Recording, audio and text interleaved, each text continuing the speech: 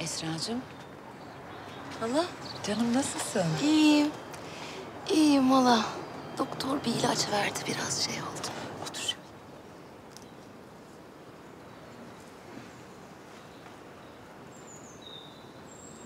Gerçekten iyisin değil mi? İyiyim, iyiyim. Sen geliyorsun her gün, Mert geliyor. Geleceğiz tabii. Bir sürü arkadaş da edindim burada. Doktorlar da çok iyi. Mehmet nerede göremedim. Mehmet'in kardeşi taburcu oldu.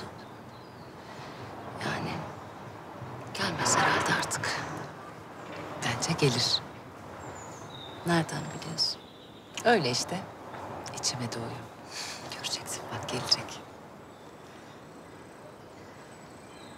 Siz nasılsınız? Burcu nasıl? Görüyor mu babası? İyi iyi. Bugün gitti yanına. Nasıl peki? Alışıyor yavaş yavaş. Sen? Karar verdin mi? Benim ne düşündüğümün bir önemi yok. Ben Hakan'ın karar vermesini bekliyorum. Hala ya.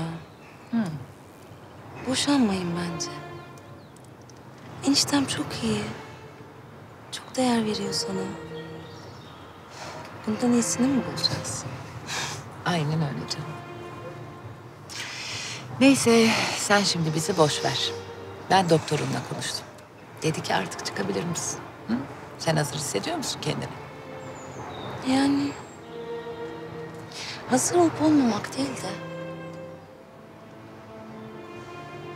Sevdim ben burayı.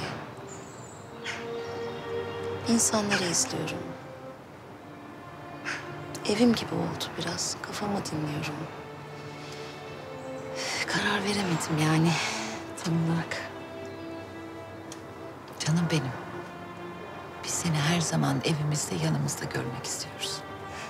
Ama sen kendini ne zaman hazır hissedersen o zaman gel, tamam mı?